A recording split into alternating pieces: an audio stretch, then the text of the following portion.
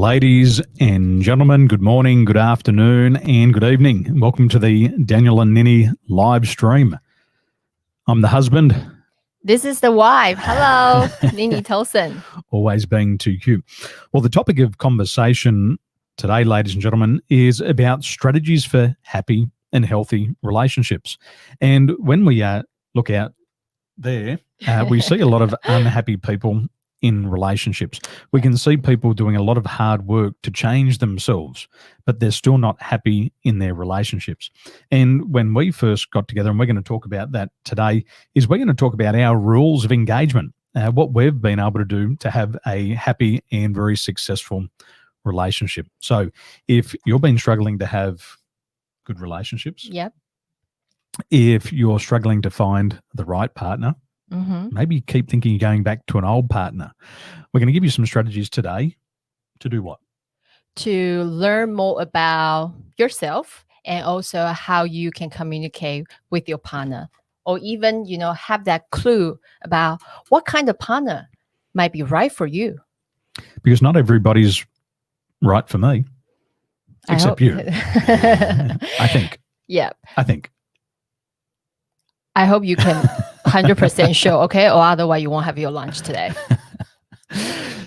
So are we right? We must be right because we're together. But just because you're with someone, does it mean they're the right person?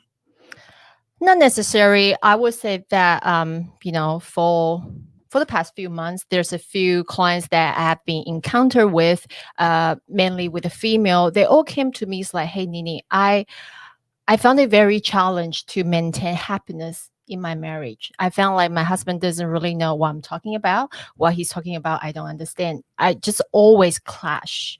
And when you have that clash, you feel like you don't really know each other. And then they will say, have you ever had that feeling? It's like, I feel this person who I'm married to is not the person I used to date. Did you hear that very often? That's what I say to myself every day with you. That's not true. Yeah. So I think that be able to really understand how to communicate with your partner is very important to having those happy and healthy relationships. It's got to be happy. Yep. And it's got to be healthy, because if it's not happy, it's sad. And if it's not healthy, it's toxic. And I have seen hundreds of people over the past decade being in a toxic relationship. They get sick more often. Yeah. They get the cold, they get the flu, their weight goes up, they put weight on when they're in a relationship. They get out of the relationship and they lose the weight. People start to drink, they start to eat incorrectly, they lose their sleep patterns. And these are some of the signs of a toxic relationship. One of the other signs of a toxic relationship is that you communicate and it always ends up in an argument. So instead of finding agreement, instead of being able to listen openly to the other person, it ends up in a conflict. And so then what happens is the husband and wife, the boyfriend and girlfriend, the partners, they just stop communicating. And one of the things I also see in my client, a lot of my female client, is that they have very low self-confidence. Like before they get married, they were very happy. This boyfriend, girlfriend is very different. Their, self-esteem and self-confidence more high. But they notice that after they get married, because the miscommunication, maybe, the husband, using more abusive language, kind of distract themselves, and then their confidence like keep going down and down. And that is something that a lot of women tell me, is like, they just feel like when they look in the mirror, that's not the person I know. So they look in the mirror and do they like what they see? They don't. And that's a big problem. So in our time together today, first of all, we're going to talk about DISC styles. Yes. DISC is a form of science and technology that we use here at the Tolson Institute to help people communicate more effectively. But we also use it with our clients who are in business and who are in relationships so that they can understand the communication styles of one another. Because what happens is you communicate based on what's important for you, but you don't necessarily communicate in ways that's important for your partner. Yeah. Why? It's nothing intentional. It's nothing malicious. It's simply you don't know. So using DISC gives us a blueprint. So imagine starting a relationship, and we're going to talk about the blueprint of our relationship. You start a relationship and you say, hey, here's the best way to communicate with me. If we communicate like this, we'll have engaging conversations. Doesn't mean we have to agree on everything, but we'll have engaging conversations. And if we do disagree, it's about the topic, not as an individual. Yes. We're also going to talk about, DISC is a great way to look at ways not to communicate. And that's really important because I know with my behavioral style, the way that I communicate to Nini at times, she'll stop me and she'll say, don't speak to me like you speak to one of your business partners. Yeah. And I go, oh, I'm in trouble. I might not get food tonight. So we're going to be aware of this. We're also going to talk about how to increase our levels of personal emotional intelligence. If you come into a relationship and you've got high levels of emotional intelligence, your relationship is going to be far more successful because you're going to be more self-aware. Yeah. You're going to know what's important for you. However, if you've got a low level of emotional intelligence, your partner will be giving you feedback. They'll be giving you ways on how to improve. You'll just think it's a damn right and all right attack at you as a person. So if you've got low levels of emotional intelligence in a relationship, the fear of being taken advantage of is going to take control of you. The fear of losing your stability or your autonomy, all of that is going to get fired off and you're going to start to have those fears. You'll also start to fear rejection and that the person's going to leave you. And so we're going to face that. So we're going to talk about emotional intelligence and then we're going to talk about relationship intelligence. And we're going to do a live demonstration today about DISC and how we use DISC in our relationship. And we're going to learn more about one another today. Okay. Now, if my wife does good today, she's going to get my lunch for me if she does really well. And if she answers the right questions, then I'm going to give her a scratchy ticket and she could win up to how much money? 3 million. If Nini behaves herself today, I'm going to give her this scratchy ticket and she's going to scratch it live and she might win $3 million today. So let's begin. First of all, Nini, 50% of relationships end in divorce. It's 50% of marriages end in divorce. What's your opinion? Do you believe people get married with the intention to get divorced? Absolutely not. I think when everybody, remember when your husband, or fiance proposed to you, as a woman, we all have that image, soon I get married, gonna live happily forever. But the truth is probably not, because you will have a lot of challenge, like maybe you start having, baby, or the change, you move in new house. So a lot of communication will start happening. So I think, of course, the intention won't be, I get married, I want to get divorced. However, the truth is the divorcing rate is getting higher and higher. Absolutely. The other thing that impacts is your self-esteem and self-worth. Yep. If you constantly have a run of bad relationships, then what will happen is it'll eventually impact your self-esteem and your self-worth. You'll start to doubt yourself. You'll wonder if that you're lovable. You'll wonder if that anybody else is going to like you moving forward. And so for you, having this relationship intelligence is going to help you protect and preserve your levels of self-esteem and self-worth. So if you're joining us here live today, in the chat box below, say hello. Let us know where you're joining us from. If you're watching it on the replay, #replay. Let us know that you're watching it on the replay. So if you're joining us live, say hello. Let us know where you're from. If you're joining us on the replay, #replay, and let us know where you're from. So let's begin. We're going to talk about our relationship blueprint. So Nini, what's the story? Because I think your story of how we met is going to be very different to my story of how we met. So what's your story of how we met? I think we met on the Johannesburg flight.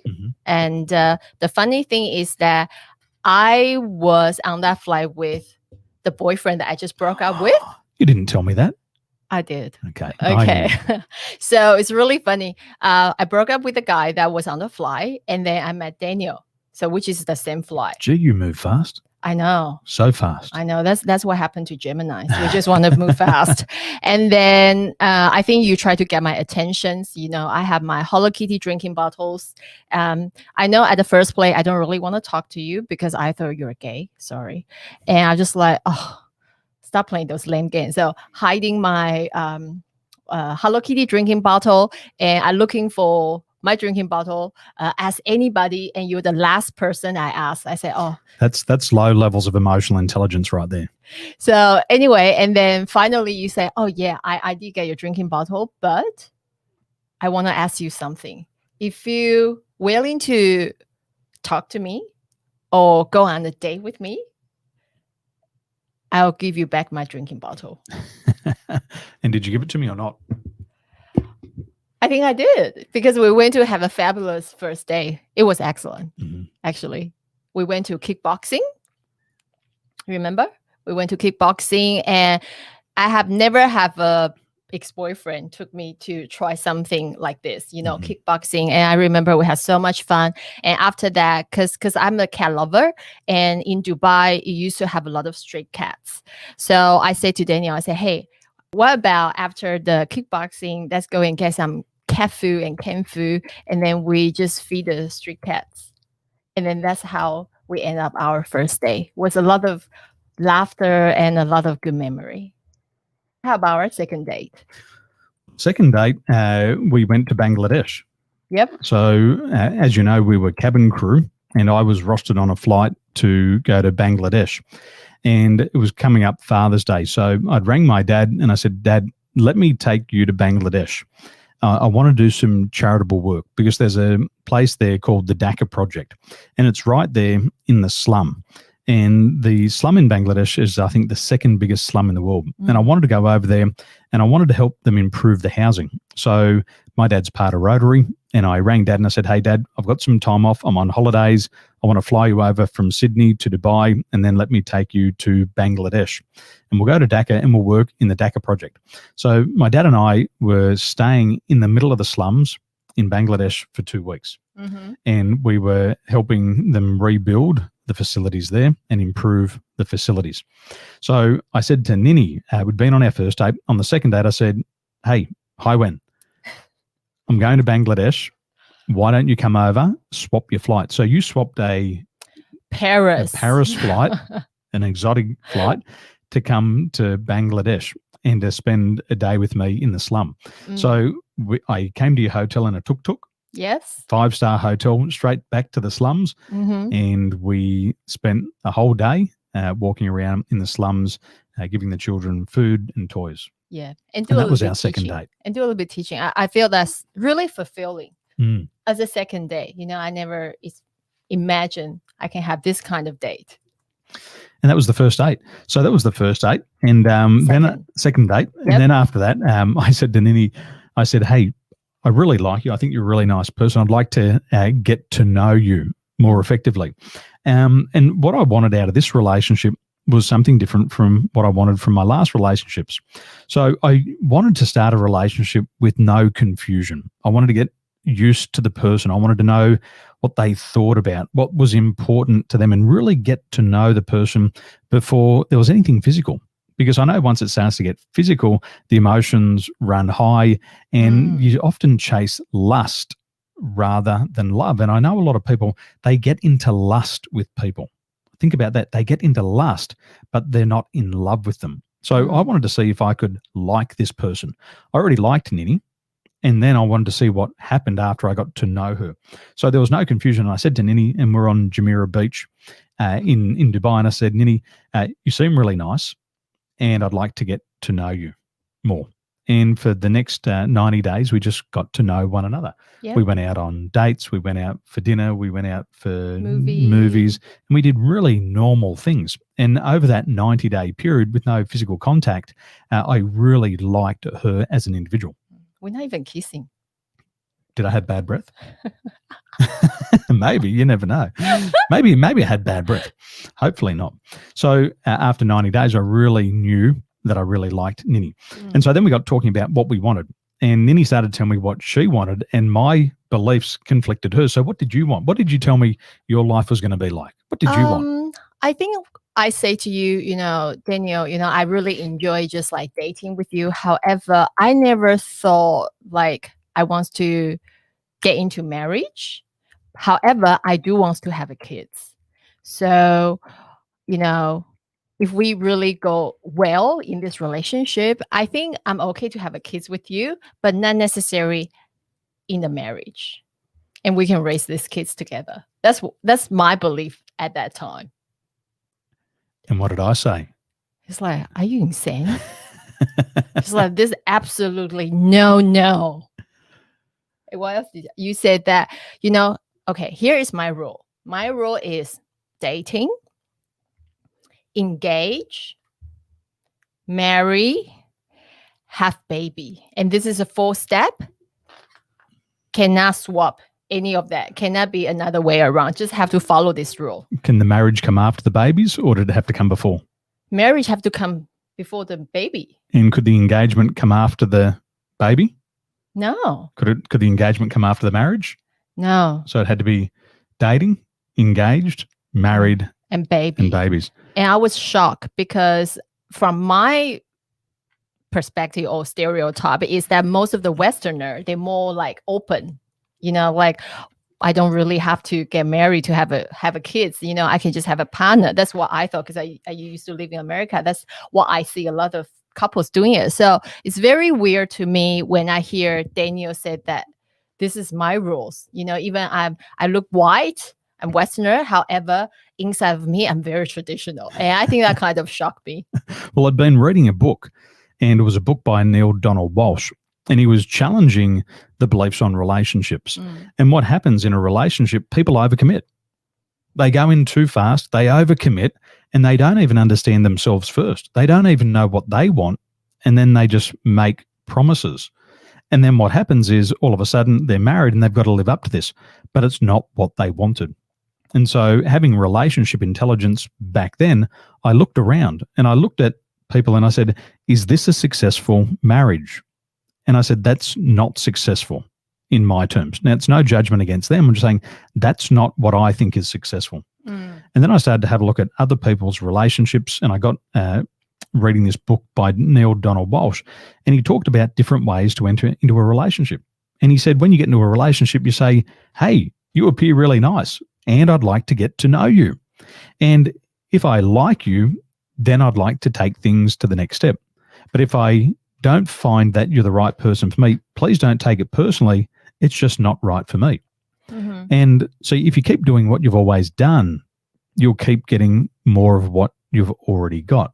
And I wanted something different out of my relationship this time around. So I followed a strategy, and it ended up working because I dated.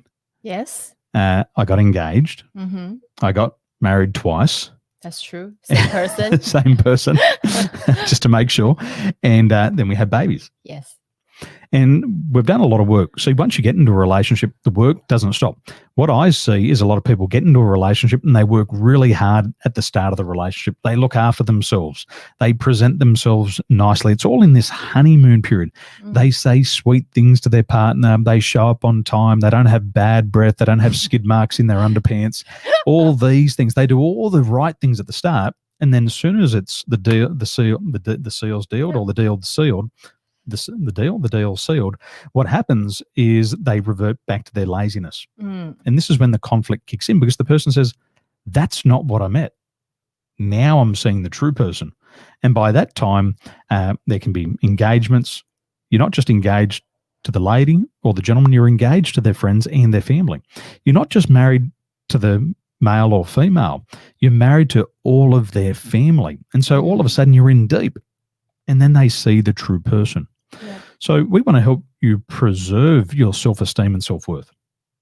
We want to help you protect yourself from any damage that you could do to yourself getting into a relationship by over-promising.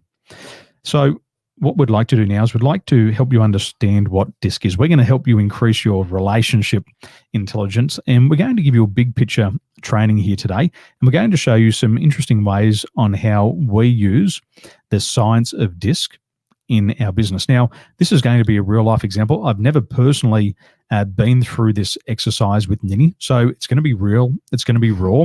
And if you like it, say hello. So if you're joining us live on today's live stream, please say hello. If you're joining us on the replay, hashtag replay, and then say hello. So let's explore DISC. So starting with you, Nini, what is it? So this is a model to help us to understand some of the ways our partners are different. So DISC is also a tool that can help create happy and healthy relationships. This works in business, but today our application is for you in your relationships. And also, this can help us to recognize and manage our potential conflicts, which is, I think, this is essentials important because a lot of couples, why they clash is because they don't know how to manage when the conflict arises. Yep, true. So what you've got to learn is that you're going to fall in and out of love with your partner many times throughout the relationship. That is totally normal. There's times that I love Nini and there's times I want to strangle her. And my level of love goes up and it goes down. So you're always going to fall in and out of love with your partner. That's okay. That's normal. One thing that you got to avoid is falling out of like. So just remember that. If you fall out of like, if you stop liking that person, if you stop respecting that person, the relationship is dead and it is over. The moment that you stop liking that person, the moment that you stop respecting that person, the relationship is over. If your partner stops liking or respecting you, the relationship is already over. And so you've got to understand that. You're going to fall in and out of love many times. That's okay. The level of love is going to go up. It's going to dwindle. That's okay. But if you stop liking and respecting the person, the relationship's over. Now, on the other side, if you stop liking and respecting yourself, it's very hard to gain the respect and acceptance and love of the other person because they can end up putting a lot of effort into the relationship. They can put a lot of love into you, but you can't accept it. And then eventually what happens is the other person is drained and they go, you know what, this is like an empty well. I keep throwing love down there. I keep throwing love down there and it never hits the bottom. Yep. So we use DISC and it's a model to understand how you're different, how I'm different from Nini, how Nini's different to me. And we have to respect and appreciate that. We also want to have happy and healthy relationships. And I don't believe there's anybody out there who's got married with the intent of getting divorced. If they're serious about getting married, there is no intent about getting divorced. So what you do is you commit and you say together forever. And then thirdly, we want to eliminate the conflicts. Here you are today and here you are with your partner and you're always at a fork in the road and you will want to go in one direction in your life and your partner will want to go in the other direction. And there's going to be conflicts and you're going to have to manage this. Your role is not to hold your partner back. Your role as a partner is to help unlock your partner's full potential. Absolutely. And if that means they temporarily need to do something that you're opposed to, but it's important for their personal evolution, you've got to support them unconditionally to get there. And then you know what will happen is when you need to make a change because of the law of reciprocity, you would have already given them the support and they'll give you the support. And eventually those roads will merge again and you'll be on the same track. Yep. And an example of that is I had big business goals. I wanted to fly around the world. And Nini said to me, husband, go and chase your goals. Yep. I'll stay home and look after the babies. Yep. And I'll raise the babies. And that's what we did. And I think it's all about the teamwork. When I see a lot of relationship with a marriage when they're falling apart is that they don't have a couple goals. They don't have the same goals together, and which is that make them apart. So when Daniel told me that his goal that he wants to do, to me, I know it's very important to him, and I'm happy to be 100% being supported. And now I have my goal I want to achieve. And when I tell Daniel, he will be 100% supporting me. 100%. Yeah. So we're going to have a look at this today and just make sure your voice keeps going into the microphone. Okay. Or if you talk over here, they'll lose your voice. Okay. So let's have a look at now, Nini, you've almost done well to receive your scratchy, so keep going well there. If you keep talking to the microphone correctly, then I will, instead of spanking your bottom later on, I'll let you have your scratchy ticket. Fair enough? Okay. Fair enough. Okay. So DISC, what we can take away from DISC is that it explores how we face problems and challenges. When you come into a relationship, you know this, opposites often attract. So how you solve problems and challenges may be totally different. And what you've got to be able to do is you've got to be able to appreciate your own style, and you've got to be able to appreciate the style of your partner. Yes. So, if you can people see the graph right now? Yeah. For Daniel, he is D, he's a problems and challenge, he likes to be like this. But for me, I'm the one below, which is his I. So I'm more like people and context. So it's totally different personality and totally different style. So when we encounter the challenge or when we have some disagreement, it's very important that I know Daniel's style and he knows my style, so we won't clash. And so the I style influence is how we respond to people in contact. And you and your partner are going to have different ways to approach people in contact. And you have to understand this. You may be a very social person and that might be normal to you, but your partner may see you as a flirt. That's a big problem. And so you've got to be able to appreciate and explain this to your partner, why you do what you do. We also have the S style, and this is how we respond to the pace and the consistency. Some people are very, very fast moving. Some people are very slow. I know people who have met their perfect partner on the first day and they've said, I want to marry you on the first day. I've known other people who have been dating for 20 years and still wondering if it's the right time to get married. And then we have our C style, and this is how we respond to procedures and constraints. And when I build my business, it's a very different way to how Nini would build her business, and it can create conflicts. But once we understand each other's style, we can appreciate it and we're much more effective. Yeah. So let's explore these. The D style. With the D style here, this is how we explore problems and challenges. The D style wants results. The emotion here with the D style is anger. Now, you might say to yourself, you're not an angry person. Well, I got news for you. Anger is a natural emotion. Yep. A lot of people go, I'm not angry, and that's because they're thinking about the external expression of anger. But I'll tell you what, I get angry and I show it externally. Nini gets anger, but demonstrates it internally. It's still anger. I just won't show. She just won't show it. And also with the D style, the fear here is a fear of being taken advantage of. So imagine coming into a new relationship and you start your relationship with having a fear of being taken advantage of. Is that an effective way to start a relationship? Absolutely not, because you won't be able to really open yourself in the relationship. You want to hold it because you're scared that people are going to take advantage of you. So you've got to be mindful of this. The I style. The I style is about influence, and it's how we explore and interact with people and contacts. Like I said before, some people are very social. Some people could appear as being a flirt, but they just enjoy the contact of both men and women. They're not doing anything bad. They're just doing what's natural to them. Yes. What the I style wants is recognition. And maybe you've been in a relationship and maybe you're the type of person who wants to show your partner that you love them. Maybe that person, you want to really show them how much you like them, but you're not getting the feedback from them.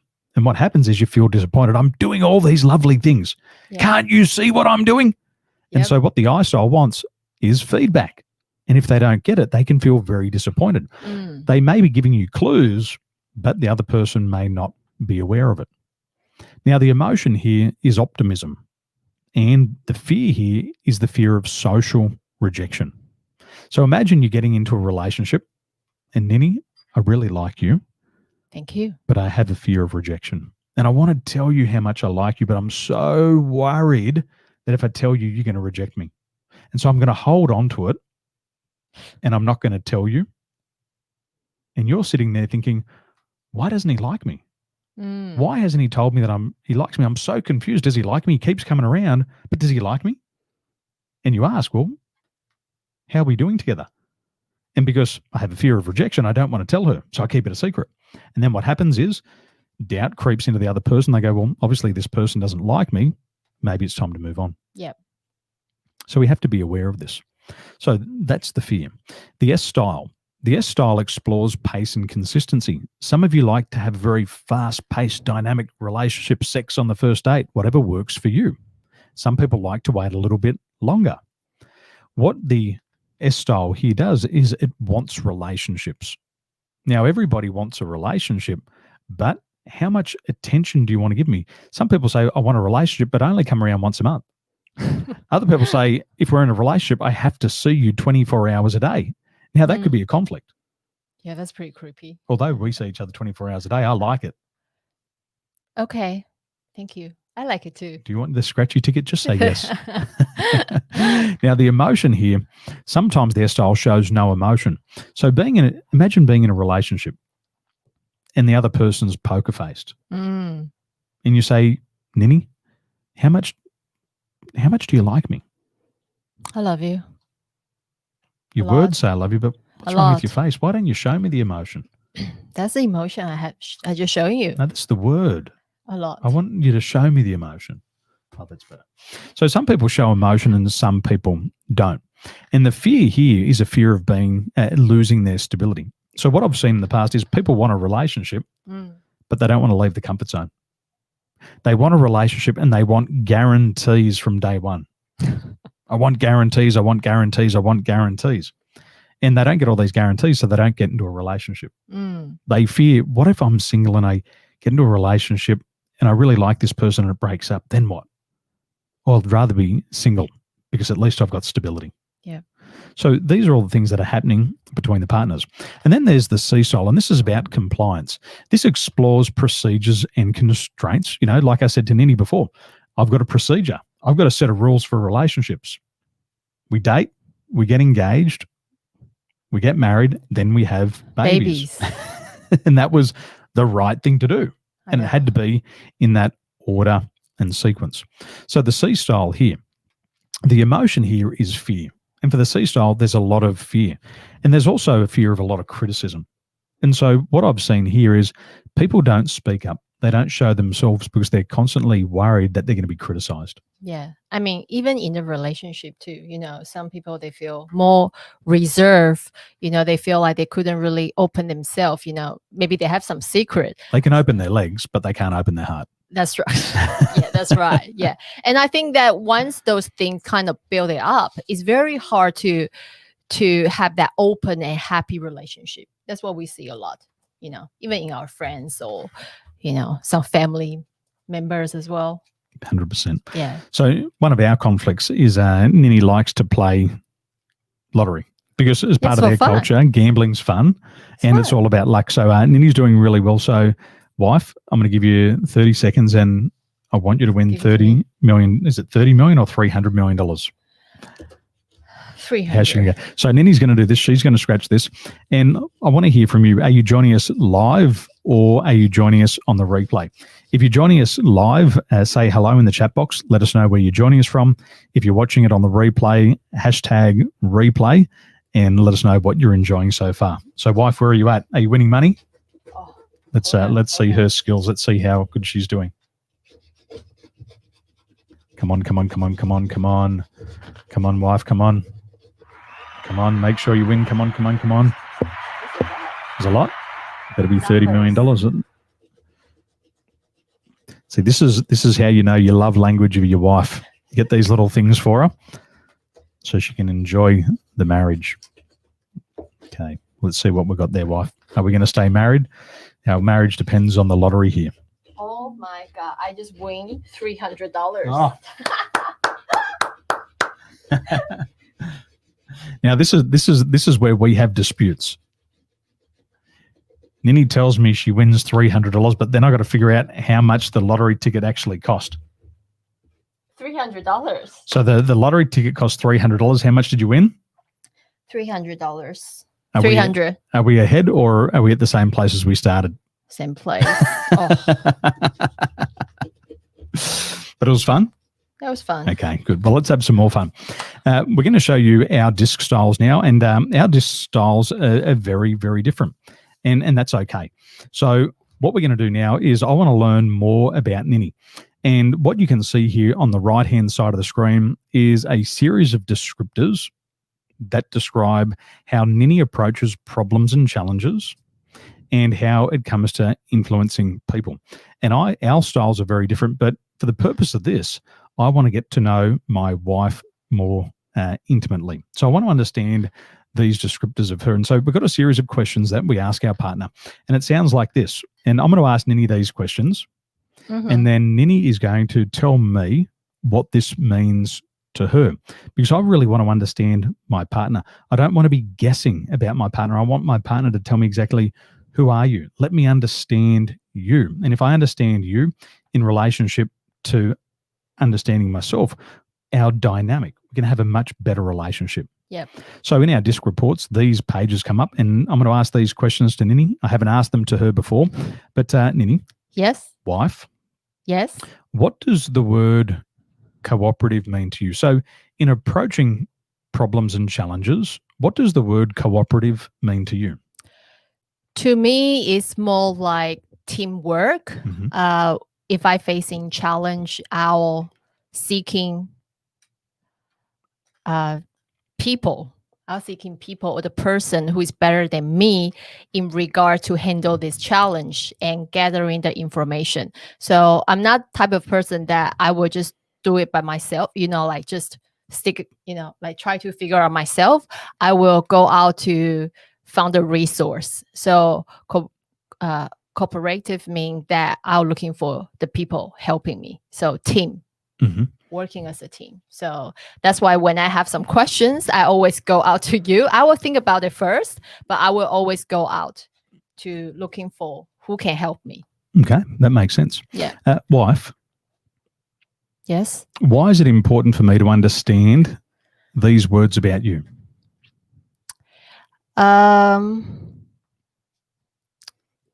That means that in the future, if I ask you questions, please don't say that, why are you asking so many questions?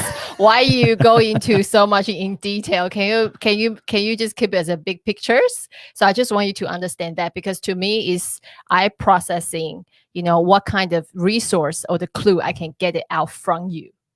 So that's what I'm trying to do. Because to me, finding someone as a team member to help me to solve the problems together is important.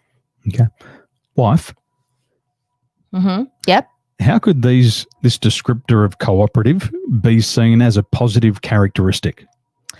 I would see as a positive, like I know how to leverage the resource, which means I'm a team player. I love to cooperate with peoples.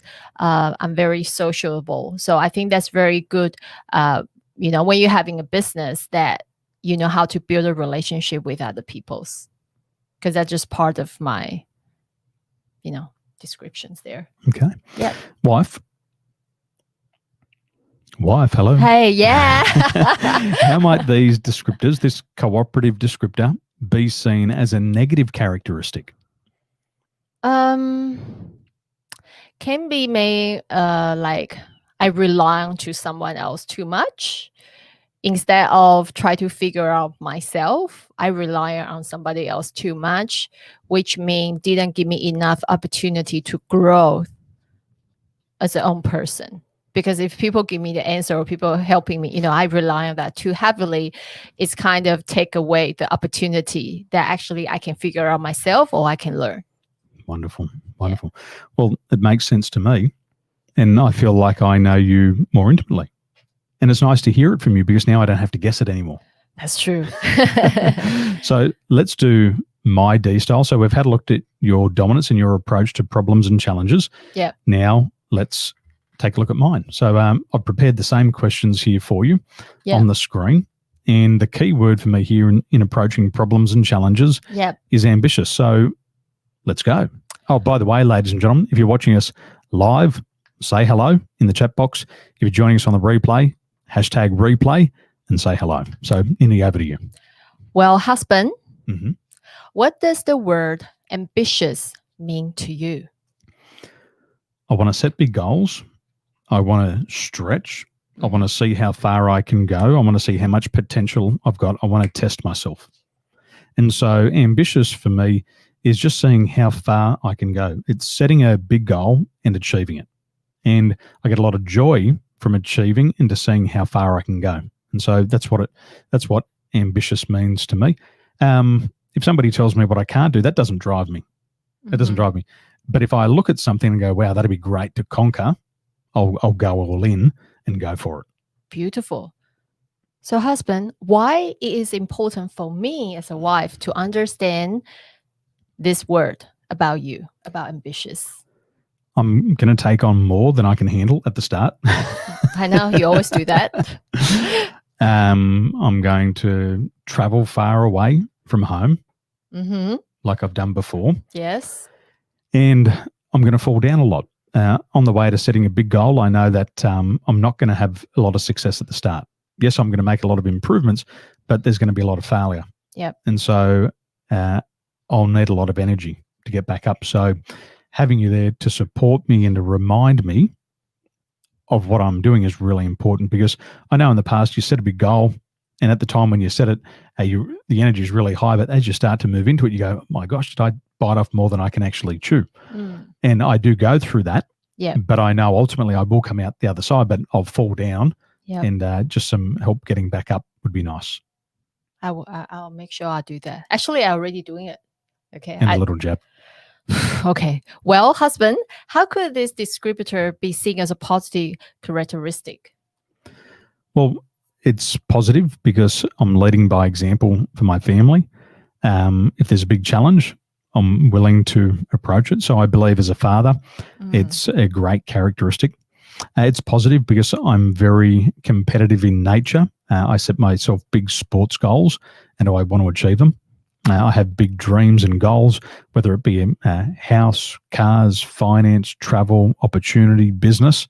And so it's a positive thing here because I dream big. Yeah. I'm a daydreamer and I dream big, but I make those dreams become a reality. And that's how it would be a positive descriptor. Beautiful. So, husband, how might this descriptor be seen as a negative? Well, as you know, I like to try a lot of different things. Yes. And I'm ambitious, and I'm not 6 foot, I believe I'm 7 foot. So I do bite off more than I can chew. Sometimes I try to go for too much too soon, and I can be unrealistic in my time frames. And so I'll set a goal that's absolutely achievable. However, the time frame to achieve it is often unrealistic. So it'd be nice just to have that reminder to say, hey, husband, because that can come across negative. Other people go, hey, we're not saying it's impossible, but probably just not now. Yep. And so there's more factors that have to come into play. And that's how it could come across negatively, too much, too soon. Yeah, absolutely. I have seen this for the past 10 years. Okay. So I think as a wife, I did a very good job. 100%. Absolutely. So what you can take away from this, ladies and gentlemen, is that if you want to take your relationships to new heights, you've first of all got to take them to new depths. And we're talking about a depth of understanding. And if you've ever been into a major city anywhere in the world and looked at some of these big skyscrapers, you can see that these big skyscrapers go up 100, 150, 180 stories up into the heavens. And these buildings are massive. But what you can't see by looking at these big buildings is how deep the foundations are. When you have a look at these buildings that are 100 and 150 and 180 stories high, when you look at the foundations, these foundations go hundreds and hundreds of feet deep down into the earth. So if you go to one of these construction sites and you see some really deep foundations, you know that they're going to build a very big building. Yes. If you go to a residential area, you might see foundations that might be 1 meter deep or 2 meters deep. And what you know is they're only going to build a 1 or 2 stories house.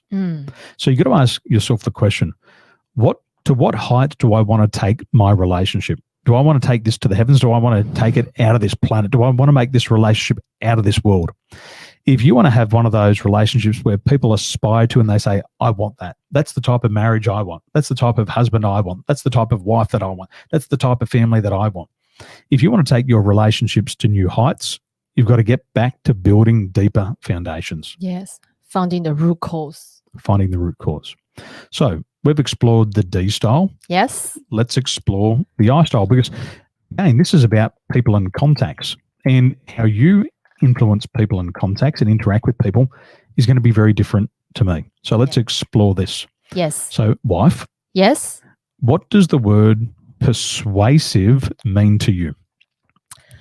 Means that negotiation, means that people give me, I can give people's options to choose. means confidence, actually. I know how to persuade people. I'll bring out the good points. So also mean flexibility when you come to being persuasive, because you have to be very flexible to be persuasive. If you're very stubborn, that means you probably won't be able, easy to get those information. So that's what's it persuasive mean to me. And why is it important for me to understand these words about you? Oh, good questions. Mean that maybe that's why sometimes I'll come up some weird idea and you were just like, do you think that's gonna work? But I just want you to be supportive. When I coming out with those idea, being, I try to persuade you, and I have the way of my thinking with those idea. I have the reason to say those idea. So I just want you to be open-minded and give me more support. Wonderful.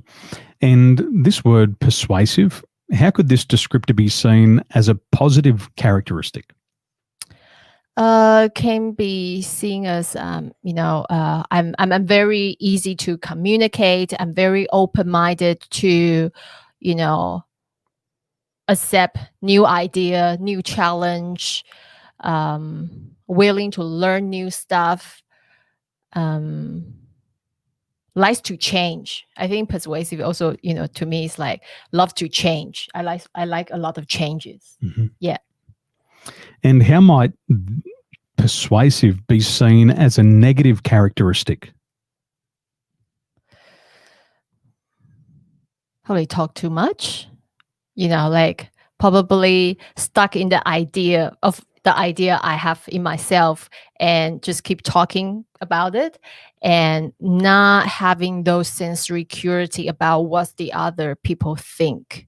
So sometimes that can be very self-centered, because I'm just so focusing on, I have this idea, I want to persuade you, but maybe people could just show me your boobs.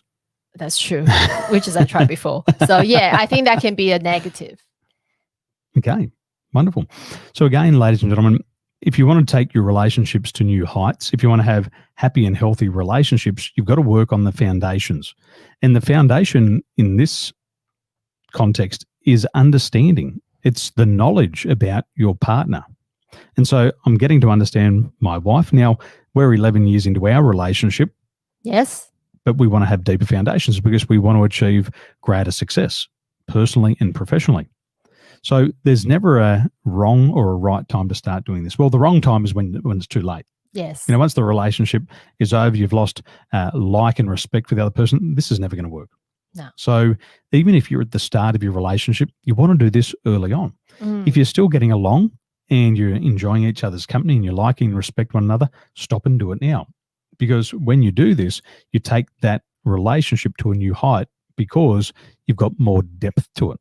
Yes. And I don't know about you, but when I go out, I like to meet people who have a depth and substance to them. Nothing worse than shallow things for me. I hate shallow things, surface things.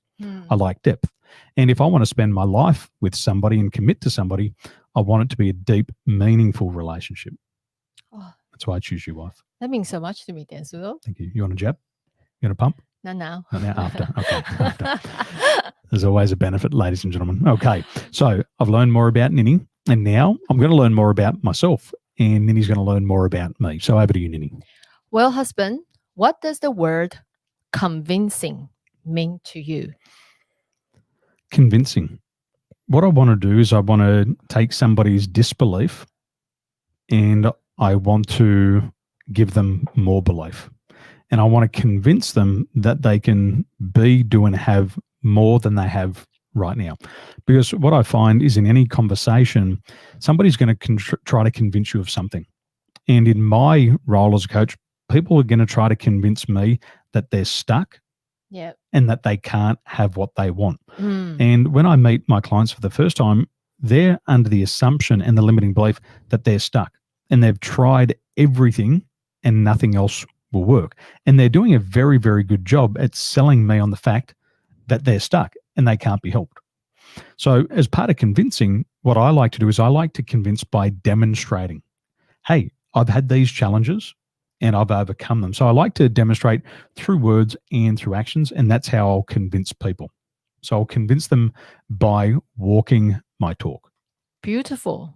So, husband, why is it important for me as a wife to understand these words about you? You want to bring Miu up? Bring her up to say hello. Well, why it's important? It's Miu is so happy. Oh, you've been putting on a little bit of weight, big dog. Hey, Miu. That's why they called you a pig the other day at the markets. Why is it important for you to understand convincing about me? Well, what I'm going to do is when you come to me with a problem Yes.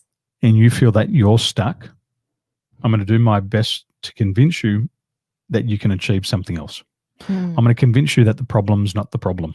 I'm going to convince you that you're focusing on the symptomology, not the root cause. And I'm going to convince you that you can be, do, and have something else greater. Yep. And I'll keep doing this in many different ways. Mm. And so it's important for you to know that about me, because when you doubt yourself, I'm not going to buy into your doubt. When you start to tell yourself bullshit stories, I'm not going to put fuel to the fire, and I'm not going to support your bullshit story. I'm going to convince you out of it. And I know what happens is I can be very persuasive. Yes. And I want to convince you that you can do it. Beautiful. I know you did. So, husband, how will this descriptor being seen as a positive characteristic? Well, it's positive because I know what happens out in the world is most people will support your limitations, but they won't support your success. And coming from a country where there's a lot of tall poppy syndrome, Australia, people will quickly cut you down. People will tell you quickly what you can't do. And if you do something, they'll quickly try to sabotage your success. Yes. They'll try to poison your success. And I'm not going to tolerate that in our family or in the circle of friends that we have. So I'm going to be the first person to convince you that you can do whatever you want to do. Even if you've got to travel or go away and do something, I'll still convince you to go and do that if it helps you to become a happier person. Beautiful. So, husband, how might this descriptor be seen as a negative? Well, what will happen is you'll come to me with a limitation, and then after you've moved on from it, I'll keep trying to convince you. And even if you're upset and you don't want to hear it anymore, I'll keep going and I'll try to convince you even when you're not asking for it. And so it could be seen as negative because you might have moved on, but I'm still holding on to trying to convince you that you can do something, even if you've let it go. And that could be very annoying. That could be negative. 100%. I feel I know you a little bit more just by asking those questions, to be honest. I feel like I know myself better and my patterns of behavior because I now understand what I'm doing. Yeah. So it's that level of emotional intelligence, that level of self-awareness, but also the level of social awareness because I'm seeing how it's so different to yours. Yeah, I think my light bulb moment is that when earlier, you asked me about persuasive, how you might see this as a negative, and then I kind of that, oh wow, yeah, maybe that's happening to people's mind. When I keep thinking that, oh, my idea is good, but actually people not feeling the same way. 100%. Yeah, so I think that's a very good learning for me too. So, what was your takeaway from today's live stream? What did you learn the most? What was your big takeaway? I think definitely that self-awareness about, being persuasive, even though a lot of people will see that as a positive. I know it's still positive, but actually seeing the different side of, can be seen as a negative, and how can I eliminate that, being persuasive and being flexible but at the same time respect other people's model of world. So I think that's my biggest takeaway. Wonderful. Beautiful. How about you, husband? Oh, I never thought you'd ask. I know. Thank you so much. Thank you so much. Well, I think for me, what I said before was if you want to take your relationships to new heights, then you got to take it to a new depth. So people are focused on going up, up and up, but they don't take a lot of time to go down, down, down. And I believe that it doesn't matter where your relationship is at right now, you have to take it to a new depth. There's always a level of depth that you can go. And what I know is that in our relationship, although we've been together for 11 years, I'm always learning about you. And what happens is you become even more attractive in my mind, not just with your looks, but with your personality. And so I liked you for your personality, and the looks were a bonus. And as we've been together longer, I'm getting to know the different layers of you, being a young woman and a career woman, to being a mother of babies, and then now a mother of a toddler, and what do we call a 7-year-old? We'll just call it a 7-year-old.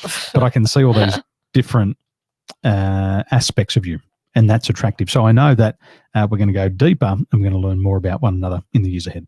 Beautiful. Thank you. Maybe we can get married for a third time. Okay, where should we have our third wedding? Well, we're going to go for our honeymoon first. I know, that's true. Well, ladies and gentlemen, thanks for joining us. Just in summary, 50% of marriages end in divorce. And I believe that if you're married now, your intention was to get married and to stay married. And if you and your partner have come to that fork in the road and you've drifted, remember, it's your responsibility to bring it back on track. And you can't have fast relationships. You might have a quickie. You might go to the bedroom and have a quick jab and have a quickie, but you've got to spend a lot of time with your partner. You can't have a solid and a deep relationship if you're only seeing little bits of one another. If you're speaking to them for a few minutes here and there, the reality is that you will speak, and this is a worldwide statistic, you will speak to your partner on average for 2 minutes per day, totally undistracted.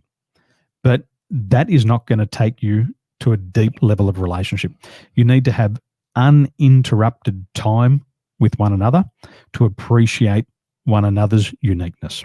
So if you've drifted apart as a couple and you want to bring it back together, now's the perfect time. Don't wait till tomorrow. Don't wait till tomorrow. If you wait till tomorrow, the proof is that you believe that there is no hope in your relationship. If you put it off till tomorrow, tomorrow never comes. You know that. If you're putting it off to tomorrow, you don't respect yourself enough, and you probably don't even respect your partner anymore. Yeah. And if you do respect your partner, do it now. I think when you said that, I just remember that's why I always ask you to talk to me before the bed at least 5 minutes. It doesn't be more than 2 minutes. What's the rule? The rule is always have to talk to wife at least 5 minutes before you go to bed. At least every day. 5 minutes. That's the rule. Yeah, that's the rules.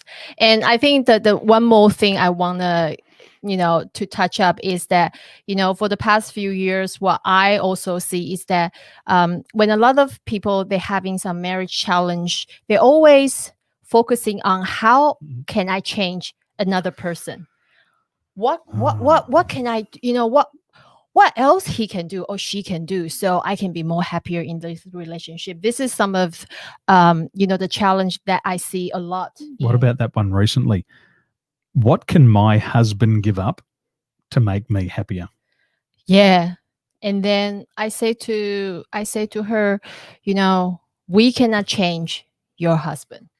The only thing you can change is you change yourself, change the way you're thinking, change the way how you see yourself, and what would you like to have in this marriage.